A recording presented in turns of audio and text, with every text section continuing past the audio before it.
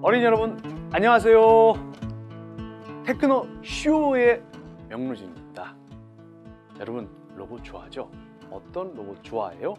혹시 이 로봇 알아요? 이 로봇은 2016년 세계 로봇 대회에서 1등을 한 우리나라의 휴보예요.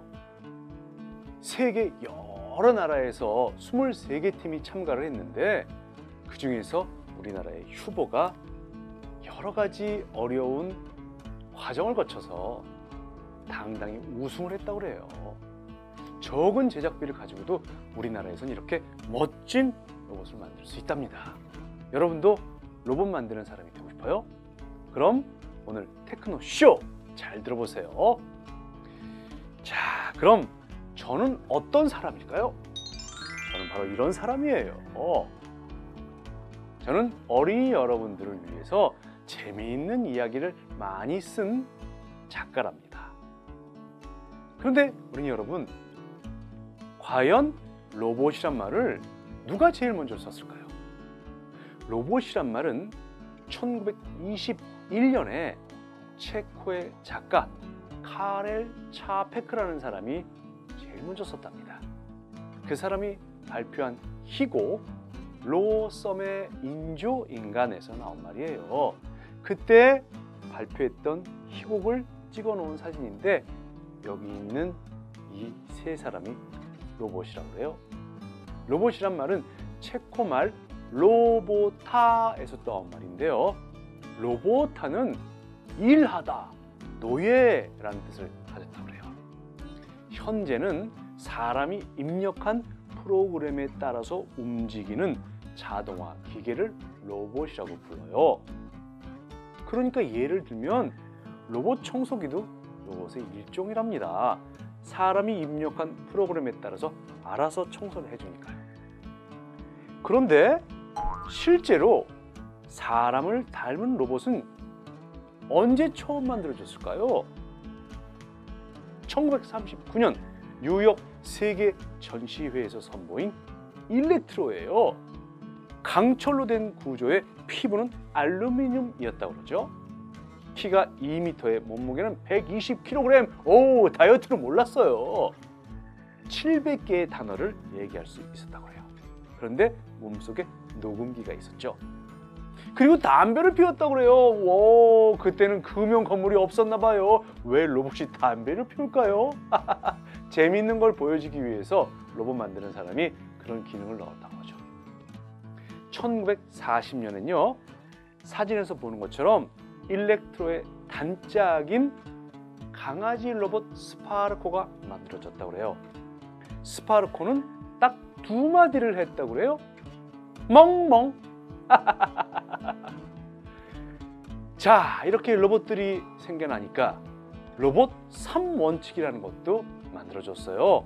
로봇 3원칙은 1950년대에 미국의 공상과학 소설가인 아이작 아시모프라는 작가가 만든 거죠. 아이 로봇이라는 책에서 발표한 건데, 로봇 3원칙의 제1원칙은요, 로봇은 인간을 해쳐서는 안 된다. 그리고 로봇 제2원칙은요, 제1원칙을 어기지 않는 한 로봇은 인간의 명령에 복종해야 한다. 로봇 제3원칙은 제1원칙과 제2원칙을 어기지 않는 한 로봇은 자기를 지킬 수 있다. 이거예요. 그런데 로봇들이 과연 이 원칙을 다 잘 지킬 수 있을까요? 로봇이 제멋대로 하면 어떡하죠? 1818년에 메리 셀리라는 여자 작가가 쓴 소설이 있어요. 제목은 프랑켄슈타인. 과학자인 프랑켄슈타인과 그가 만든 괴물이 모두 아주 슬프고 비극적인 결말을 맞는 내용이에요. 프랑켄슈타인 박사는 죽고 괴물은 사라지죠. 그래서 미국의 학자 유드코포스키라는 사람은 로봇은 자신들이 만든 인간을 모두 멸망시키고 지구를 로봇 행성으로 만들 것이다, 이런 얘기를 해요. 그런데 미국의 학자 또 한스 모라벡이라는 사람은 로봇과 인간은 서로 도우면서 행복하게 살아갈 것이다, 이렇게 얘기하죠. 여러분 생각은 어때요? 우리가 로봇하고 잘 살 수 있을까요? 인간을 파괴하고 인간을 미워하는 로봇이 정말 있을까요? 꼭 그렇진 않아요. 우리를 도와주는 좋은 로봇도 있어요. 이 사진에서 보는 것은 아이보라는 강아지 로봇이에요. 이 강아지 로봇은 어린아이와 놀아주고 어른들도 위로한답니다. 또 페퍼, 파로같이 사람과 이야기하고 친하게 지내는 로봇이 있는데 이런 로봇을 소셜 로봇이라고 해요. 파로가 움직이는 모습을 마련했어요. 보세요. 쓰다듬어 주면 파로가 반응을 해요. 그리고 움직이기도 하고 눈을 깜빡거리기도 하고 아유 갖고 싶어. 몸통을 움직이고 꼬리를 움직이기도 한답니다. 여러분도 파로 한 마리 기르고 싶지 않아요? 일본에서 정신장애를 앓아서 6개월 동안 말을 하지 못하던 그런 친구가 있었다고 그래요. 이 어린이가 파로와 지내면서 말을 하는 기능을 되찾은 적이 있어요. 또 여러분 2011년 일본 동북부 지역에 큰 대지진이 났던 거 기억하나요? 이때 가족을 잃고 슬퍼하는 많은 사람들을 파로가 위로해 주기도 했어요. 그분들은 파로가 곁에서 꼬리를 흔들고 큰 눈망울을 끔뻑끔뻑 거리는 것만 봐도 큰 용기와 위로를 얻었다고 그래요. 정말 우리에게 꼭 필요한 로봇이죠. 과연 로봇이 인간의 일을 다 대신하면 우리는 사람은 뭘 할 수 있을까요? 일본의 경제 잡지 니케이 비즈니스는 2013년에 로봇이 대신할 수 없는 직업이 있다고 발표를 했어요. 첫 번째는 사람의 감정을 잘 알아야 되고 좀 미묘한 감각과 기술이 필요한 그런 직업이에요. 예를 들면 영화 감독이라든지 작가라든지 코미디언, 배우, 초밥 요리사, 와인 감별사 이런 것들은 로봇이 쉽게 대신할 수가 없어요.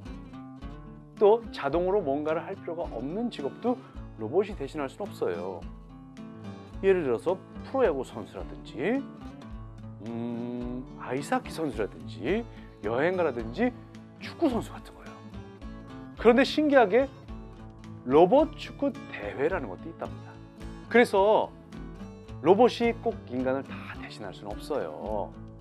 이 그림에서 보는 것처럼 로봇이 만든 사람을 돕는 로봇이 있는가 하면 그 로봇을 만드는 로봇이 있는데 이 로봇도 역시 사람이 만든 거랍니다. 로봇을 만드는 사람이 있고 사람이 만드는 로봇을 만드는 로봇이 있고 로봇이 만든 사람을 돕는 로봇이 있는 거예요.